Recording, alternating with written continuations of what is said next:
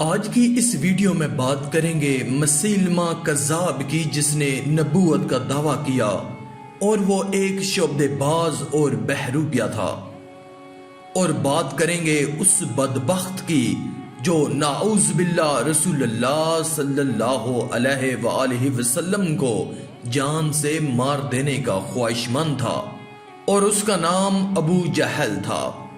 ان دونوں کے ساتھ کیا حشر ہوا جان کر آپ بھی حیران رہ جائیں گے۔ اگر ویڈیو پسند آئے تو دل سے ایک بار پیار سے لبیک یا رسول اللہ لکھ دیں، شکریہ۔ تو چلیے شروع کرتے ہیں آج کی ویڈیو۔ دوستوں، مسلمان جانتے اور مانتے ہیں کہ پیارے نبی جناب محمد مصطفیٰ صلی اللہ علیہ وآلہ وسلم کے بعد اب کوئی شخص نبی نہیں ہو سکتا۔ اللہ تعالیٰ نے آپ پر نبوت ختم کر دی۔ پیارے آقا کے بعد اگر کوئی اپنے آپ کو نبی کہے یا کہلوائے گا تو ایسا شخص جھوٹا ہوگا۔ سبھی جانتے ہیں کہ کوئی شخص اپنے آپ تو نبی بن نہیں جاتا، بلکہ یہ تو اللہ کی مرضی ہے، اور اللہ تعالیٰ نے قرآن مجید میں فرما دیا ہے کہ محمد صلی اللہ علیہ وآلہ وسلم کے بعد اب کوئی نبی نہیں ہوگا۔ پھر اب کس طرح کوئی نبی ہو سکتا ہے؟ مگر بہت سے جھوٹے اور مکار لوگ پیدا ہوئے ہیں جو اپنے آپ کو نبی کہلواتے ہیں۔ ان جھوٹے اور مکار لوگوں نے کچھ ایسے کرتب اور شعبدے سیکھ لیے تھے جن کے ذریعے ناسمجھ لوگوں کو خوب چکما دیتے، اور پھر ایسے ہی ناسمجھ لوگوں سے اپنے آپ کو نبی کہلوانے کی کوشش کرتے۔ کچھ عرصہ پہلے ہمارے ملک میں ایک جھوٹا شخص پیدا ہوا، اس کا نام غلام احمد تھا۔ یہ شخص قصبہ قادیان پنجاب کا رہنے والا تھا اور اپنے آپ کو نبی کہتا تھا اور کہلواتا تھا۔ ایسے ہی جھوٹے اور مکاروں میں ایک شخص مسیلمہ کذاب بھی گزرا ہے۔ اس نے بھی اپنے آپ کو نبی کہلوانے کی کوشش کی تھی۔ اس شخص نے پیارے نبی صلی اللہ علیہ وآلہ وسلم کے بعد ابو بکر صدیق رضی اللہ تعالی عنہ کے زمانہ خلافت میں دعوی نبوت کیا۔ آئیے ہم مسلمہ کذاب کی کچھ چال بازوں اور ایک دو کرتب بیان کرتے ہیں جن کو سن کر آپ سمجھ لیں گے کہ مسیلمہ اور ایسے ہی لوگ کیسے جھوٹے اور مکار ہوتے ہیں۔ اپنے آپ کو نبی کہلوانے سے پہلے مسیلمہ کذاب مارا مارا پھرتا تھا اور ایسے لوگوں کو ڈھونڈتا پھرتا جو جنتر منتر، ٹونے ٹوٹکے، جادو کرتب، چال بازیاں، شعبدے بازیاں اور طرح طرح کے ہٹ کنڈے جانتے ہوں۔ وہ ان سے یہی سب باتیں سیکھا کرتا۔ چند ہی دنوں میں اس نے بہت سے کرتب سیکھ لیے اور اب وہ لوگوں کو اپنے کرتب دکھا کر چکما دینے لگا۔ اس کے کرتب اور شعبدوں میں سے ایک یہ تھا کہ وہ انڈے کو تیز سرکے میں ڈالتا تھا۔ انڈا دیر تک سرکے میں پڑا رہے تو اس کا اوپر کا چھلکا نرم ہو جاتا ہے، اور پھر اگر دبایا جائے تو وہی انڈا بغیر ٹوٹے دب جاتا ہے۔ مسیلمہ کذاب کو یہ بات کہیں سے معلوم ہو گئی۔ اس وقت انڈے کا اور سرکے کا یہ بھید کوئی نہیں جانتا تھا، تو اب مسیلمہ کذاب نے یہ کیا کہ ایک ایسے ہی انڈے کو لیا اور اسے دبایا، دبا دبا کر اسے لمبا کر دیا، لمبا کر کے اسے ایک بوتل میں ڈال دیا۔ بوتل کے اندر جا کر پھر اپنی اصل حالت میں آ گیا۔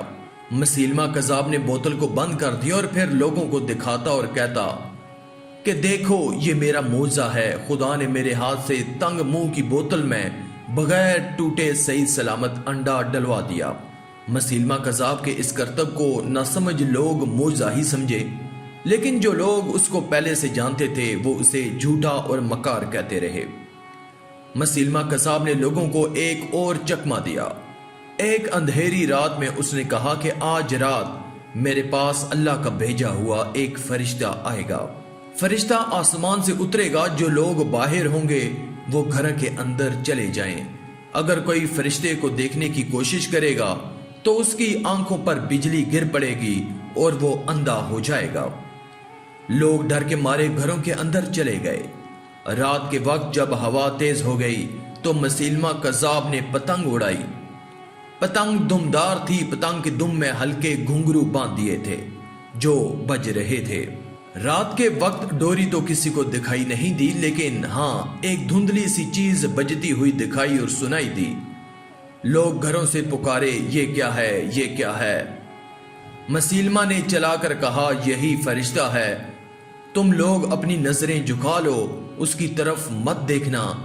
اگر تمہارے دیکھتے ہوئے فرشتہ اتر آیا اور تم نے اسے دیکھ لیا تو تم اندھے ہو جاؤ گے۔ دیکھنے والوں نے فوراً اس طرح سے نظریں ہٹا لی، اور پھر صبح کو یہ حال تھا کہ آس پاس کے سارے لوگ اس پر ایمان لے آئے اور اس کے اوپر جان اور مال نچھاور کرنے کے لیے تیار ہو گئے۔ مسیلمہ کذاب نے اس طرح کے کرتب دکھا دکھا کر لوگوں کو اپنا چیلا بنا لیا۔ جب اس کے پاس بہت بڑی جماعت ہو گئی تو اس نے کئی شہروں پر قبضہ کر لیا۔ یہ خبر سیدنا ابو بکر صدیق رضی اللہ تعالی عنہ کو ہوئی۔ ابو بکر صدیق اس وقت خلیفہ تھے، تو انہوں نے سیدنا خالد بن ولید کو افسر بنا کر ایک فوج بھیجی اور فرمایا کہ پہلے مسیلمہ کذاب اور اس کے ساتھیوں کو سمجھائیں، اگر وہ کسی طرح نہ مانے تو پھر سب کو سزا دیں۔ سیدنا خالد بن ولید نے جا کر انہیں سمجھایا، مگر مسیلمہ اور ان کے ساتھی لڑنے اور مرنے پر تیار ہو گئے، تو خالد بن ولید نے بھی مقابلہ کیا، جس کی وجہ سے مسیلمہ کذاب قتل ہو گیا اور اس کے ساتھی بھاگ گئے، اور اسی ایک جنگ کی بنا پر اللہ کی زمین اس ناپاک برائی سے پاک ہو گئی۔ دوستو، پیارے نبی صلی اللہ علیہ وآلہ وسلم کو جان سے مارنے کا خواہشمند ایک بدبخت ابو جہل، پیارے نبی صلی اللہ علیہ وآلہ وسلم کے زمانے میں اللہ کے بڑے بڑے دشمن مکہ میں موجود تھے، جن میں سے چند ایک کے نام یہ ہیں: امیہ بن خلف، ولید بن مغیرہ، عتبہ، ابو لہب، ابو جہل، اور بھی بہت سے تھے، لیکن اللہ اور اس کے رسول کی دشمنی میں ابو جہل سب سے آگے تھا۔ ابو جہل نے جب سنا کہ پیارے نبی صلی اللہ علیہ وآلہ وسلم نے مکہ میں اللہ کا دین اسلام پھیلانا شروع کر دیا ہے تو وہ سب سے زیادہ بگڑا۔ ایسا ظالم تھا کہ ایک بوڑھی خاتون سیدہ سمیہ رضی اللہ تعالی عنہا جب مسلمان ہوئی تو غصے کے مارے اس نے اس کے دل میں نیزہ مارا، جس سے وہ بیچاری شہید ہو گئیں۔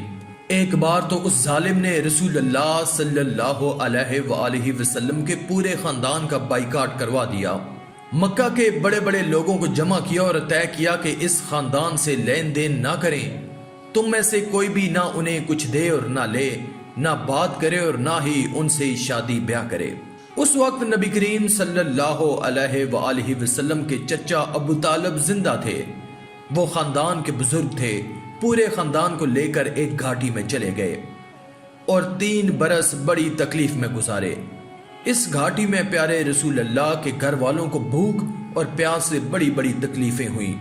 بچے بھوک اور پیاس سے روتے تو ابو جہل خوش ہوتا۔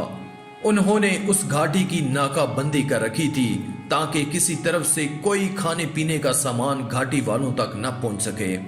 3 برس بعد جب نبی کریم صلی اللہ علیہ وآلہ وسلم گھاٹی سے نکلے تو ایک دن کعبے میں نماز پڑھ رہے تھے۔ جب آپ سجدے میں گئے تو اسی ابو جہل نے کعبے میں اعلان کیا کہ کون کون یہ کام کرے گا کہ اونٹ کی بھاری بھرکم اوجری لا کر رسول اللہ صلی اللہ علیہ وآلہ وسلم پر ڈالے۔ کہنے کی دیر تھی کہ ایک کونے سے آواز آئی، جی میں اس کام کے لیے حاضر ہوں۔ اس ملعون شخص کا نام عتبہ تھا۔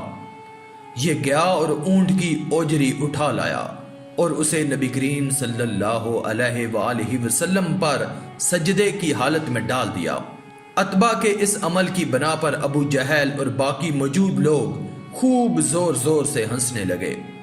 وہ ابو جہل ہی تھا کہ جب پیارے نبی صلی اللہ علیہ وآلہ وسلم نے دین پھیلانا شروع کیا اور مکہ کے لوگ مسلمان ہونے لگے تو اس نے مکہ کے رئیسوں کو اکٹھا کیا اور کہا کہ اب تو محمد رسول اللہ صلی اللہ علیہ وآلہ وسلم کو نعوذ باللہ قتل ہی کر دینا چاہیے۔ لوگوں نے کہا کہ اگر کوئی ان کو قتل کر دے گا تو محمد صلی اللہ علیہ وآلہ وسلم کے گھرانے والے یعنی ہاشمی خاندان کے لوگ بدلہ ضرور لیں گے اور پھر اس کے خاندان والوں سے ہاشمی خاندان والوں کی دشمنی ہو جائے گی، پھر نہ جانے کتنے دنوں تک مار کاٹ ہوتی رہے۔ یہ سنا تو ابو جہل نے خود ہی ترکیب بتائی کہ مکہ کے ہر گھر سے ایک آدمی لیا جائے، یہ سب مل کر ان کو قتل کریں تو پھر ہاشمی خاندان کے لوگ مکہ کے سارے خاندانوں کا مقابلہ نہ کر سکیں گے۔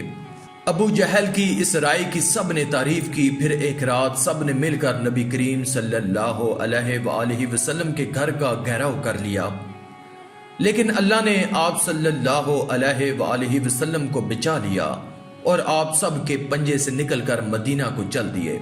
نبی کریم صلی اللہ علیہ وآلہ وسلم مدینہ پہنچے تو ابو جہل ہی وہ دشمن تھا جس نے مکہ والوں کو مدینہ کے مسلمانوں سے لڑنے پر اکسایا اور پھر 1300 بہادروں کو لے کر مدینہ کی طرف چلا تاکہ مسلمانوں کو قتل کر دیا جائے۔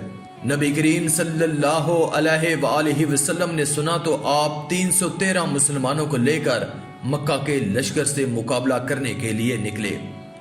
بدر کے میدان میں دونوں فوجوں کا آمنا سامنا ہوا۔ اس لڑائی میں مسلمان جیتے، مکہ کے بڑے بڑے کافر سردار مارے گئے، جن میں ابو جہل بھی تھا۔ اسے 2 کم سن مسلمان لڑکوں نے مل کر جہنم واصل کر دیا تھا۔ نبی کریم صلی اللہ علیہ وآلہ وسلم نے مسلمانوں سے کہا کہ جاؤ دیکھو ابو جہل کس حال میں ہے۔ ایک صحابی گئے، میدان میں اسے ڈھونڈا تو زخمی حالت میں مرنے کے قریب پڑا نظر آیا۔ صحابی نے اللہ کے دشمن کو دیکھا تو اس کے سینے پر لات رکھی اور سر کاٹ دیا۔ اس طرح اللہ کا یہ دوسرا دشمن جہنم واصل ہوا۔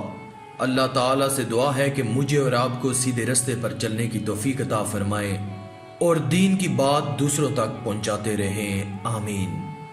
آج کی اس ویڈیو میں تھا بس اتنا ہی۔ مزید اسلامی ویڈیوز حاصل کرنے کے لیے اللہ کی قدرت چینل کو سبسکرائب کر دیں اور ساتھ میں موجود بیل کے آئیکن کو دبا کر آل پر کلک کر دیں۔ شکریہ۔